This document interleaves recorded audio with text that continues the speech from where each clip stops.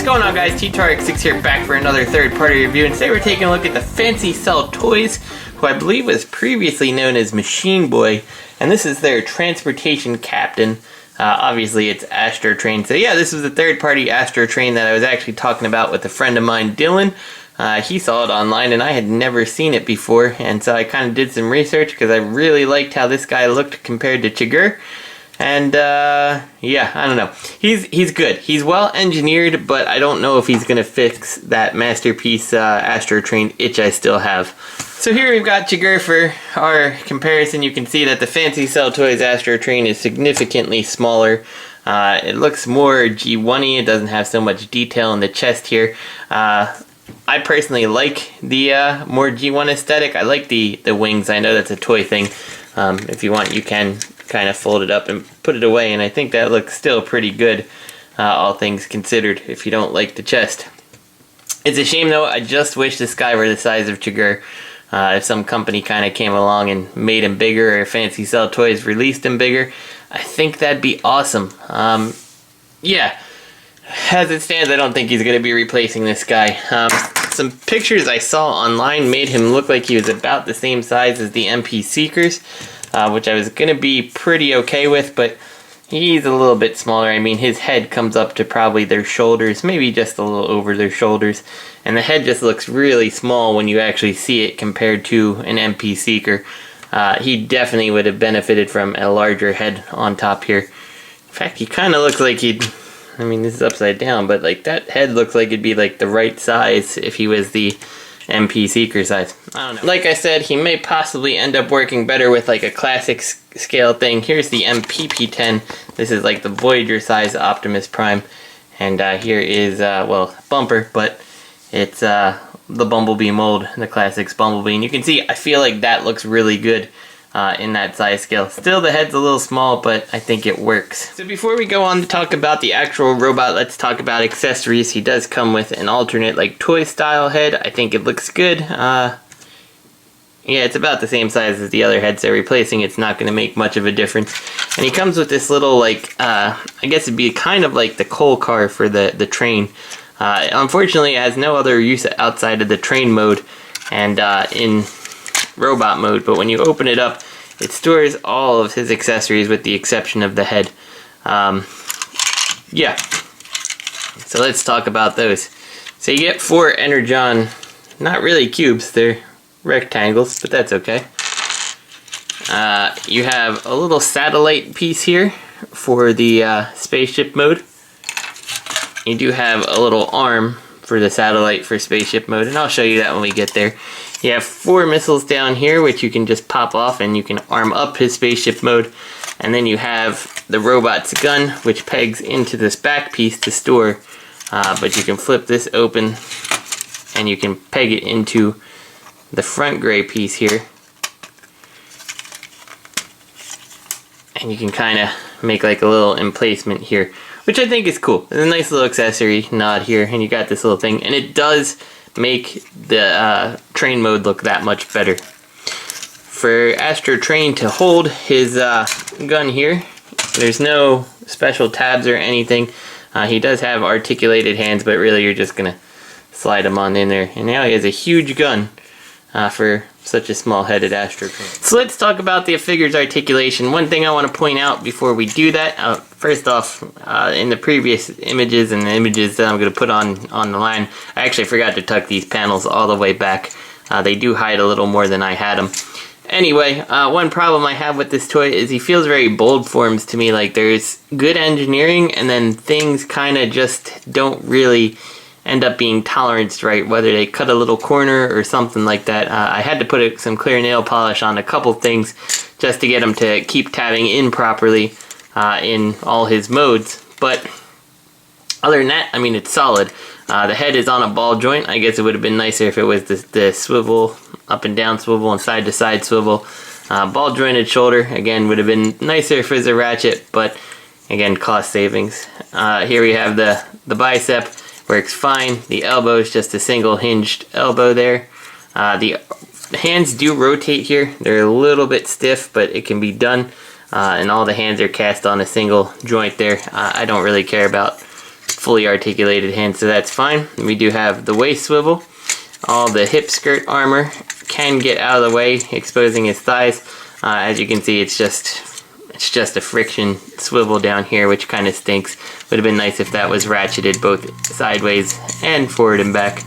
And then the knee joint here is just a single knee joint. It does get a full 90 as long as nothing's in the way. And then coming down to the foot, you do have like the little bit of tilt here. And well, this is a little bit of play that's not supposed to be there because of transformation, but you know, you make do with what you have. Overall, I feel like if maybe the materials were a little better, the plastic doesn't necessarily feel great. It's no Masterpiece plastic, it's not Fans Toys, Fans Project, none of that style plastic. It's very, very cheap feeling plastic, which is a shame, because I think if everything was better quality, things would hold together better. I would have liked to have seen maybe some of this stuff die cast, maybe like the front of the steam engine, a die cast, and give them like a nice weight on the feet. I think that would have been great. These back here, you can see they kind of fold in place, and it looks like they carved them out here. If you look back here though, it looks like there's like a line where like maybe these at one point in time were supposed to move even more or something like that, and they cut it out. I don't know, I'm just kind of speculating here. I mean, they do hide in the backpack pretty well there. So getting this guy to his train mode is relatively easy. We're going to start by taking these and spinning these, and you may like that better when it's not covering the hand. I am torn whether I like it better when it's just back like that or whatever. Whichever one you prefer, you certainly can do. And then the instructions tell you to slide it up, and you can see not a whole bunch of sliding going on there. So we do that on both sides here and bring that up. So from here, the instructions do tell us that they want us to spin these wheels all the way around, which does take kind of pushing down and pushing at the same time. And then you have to separate this top part here. It tends to, because things don't clip together, you're going to probably see this piece come apart.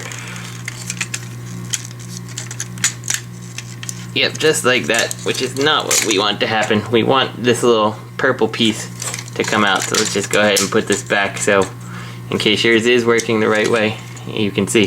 Take this little purple piece and flip this around, just like so, and we're just kind of going to let this hang. Now we want to lift up the head, which you can see kind of unlocks a little tab there. And as a result, this whole piece that previously was coming apart on its own should kind of pop out like this. From here, we'll go ahead, close these little shuttle pieces like this. That looks good. And now we want to kind of clear all this stuff out of the way. This is gonna actually rotate to the front and round to the side here. You can see it's kind of forming the side of the shuttle. So rotate it and rotate it.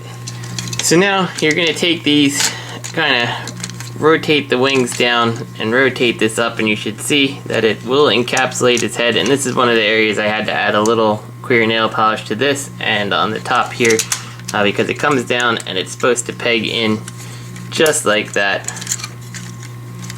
And assuming we have this all right, this should kind of be flat, and you can see that it should come around just like this. And see, this is why you needed the clear nail polish, and probably gonna have to apply some more a little later. Let's get this straightened out. See, like, this is the part that I'm talking about, that if things were just slightly better, all of this would work better. So they fold like that, and I think we'll get it all shored up a little towards the end. So we'll come down to the legs. These silver panels, the instructions actually tell you to have them in and then flip them out for this. I don't really, I mean, I guess they lock the legs in place, and I didn't realize that, but the legs you just find locking themselves in place. You just kind of slide them past that groove and down, and do that to the other side, slide them past that groove and down. So I didn't realize the silver piece was there, That is my fault. We'll take all this stuff. Let's flip the front closed like this. Whoops. Dropping it. And go ahead and try to peg all this stuff together. And this actually does have to slide forward to peg together. So we have that. Once we have all this in place, assuming everything works out, this should collapse, or we can continue collapsing the legs, and the top will plug in to this part here, which does help make all this stuff a little more stiff. I take the little cow catcher thing, just kind of angle it forward just a little, bring this piece all the way down, just like so. You can see, once again, materials, the stress mark issue there. Bring that up, bring these, and just flip them around, just so they're at the inside. So we'll go ahead, do that for this side, bringing it down, bring this up, and fold this closed, fold it closed, and now we can kind of give it a good push, and all this stuff kind of should be sitting in place. These little tabs really don't tab in very well. And there we go, we're just left with the back that likes to come apart. We may need a little more floor polish or nail polish here. See if we can't get that in better. And sometimes I find that it's the way this bar here is sitting. You gotta make sure it's as far down as it's gonna go. And then that'll plug in just like that. You can see it really wants to pop itself loose. It really would have benefited from something tightly holding it. But there we go. We got the train mode. And I gotta say, for Astrotrain, I think that looks awesome. Like, it's the best Astrotrain of any of the modes so far. Or at least the steam engine mode. At least as long as things are staying pegged in, which is a problem. Let's look at this side. It looks a little bit nicer. It's just so frustrating that it could be so much better. But there we go. So we got that. We can take the little car here, close these doors, and fold it closed. But you have to make sure the doors get slotted in. There we go, just like that. And then you got these little tabs down here, and they plug right into here, which, I mean, it makes a very impressive train mode, if you ask me. And when you put this on, it actually does help this thing stay in place a little bit better. For a quick size comparison, here he is next to the Master Builder, Fans Made, I don't know, the arch enemy. I can't remember its name. And you can see, you know, I mean, he's much skinnier than him. The length is fairly comparable, about an inch or two off. He's definitely not really fitting an MP scale, certainly not in vehicle mode, but he looks good. And if you throw this on, he's actually longer than the arch enemy. So let's go ahead and get this guy to a shuttle mode, and I will say I do really like the shuttle mode too. We go ahead and take these, fold these in, fold these pieces out all the way. You can kind of see we got the base here going. We're going to take these, kind of get the toes out of the way, spin them around, because they're going to go to the other side when we're done with them. Take these, fold these pieces up before we do that. Now take them and spin them all the way down on this joint. Now you can see those wheels are on the inside here. So from here we're going to take our little floppy rear end section here, open it up, flip these wheels in at the top. You can go ahead and pull this down and flip these ones out for our shuttle. And now we'll take this and we're going to make sure that thing is as far up as it goes. We're going to peg it in. And then unpeg it, take this out first, because it makes it a little bit easier to work with. take this all the way back, just like so. We can take, well, we're not going to do that yet. We're going to open the legs here by pulling them out of here just a little, just so we have some room to work with them and split them apart. I said split them.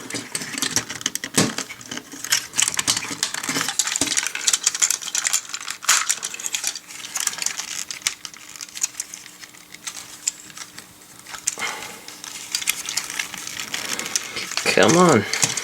I will say that the way some of this stuff pegs together, super tight.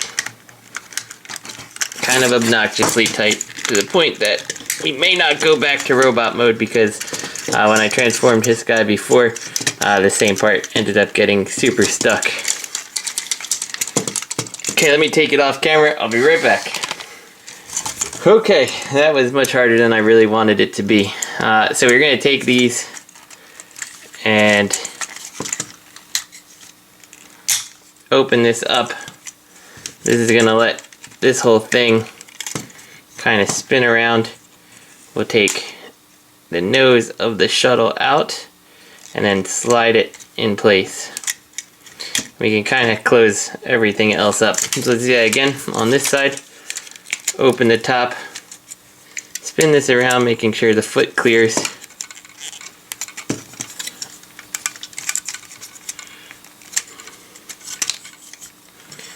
Spin the nose cone out, slide it back, and all this stuff should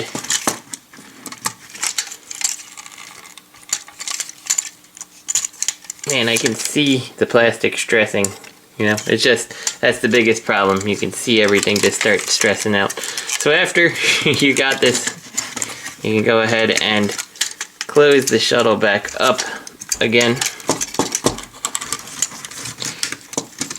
Keeping in mind that this part will not actually close up because once it's retracted back, it's not able to connect. We can close the top of the shuttle here. Hold these closed with this in place, not fighting us.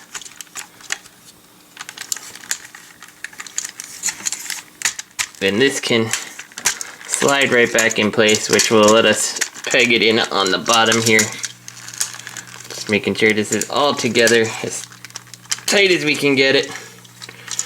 Take this, fold it up in place here. Go ahead and let's just clean everything up again. Like that. And then finally these little wing pieces come around and clip to the front. They don't really secure anything.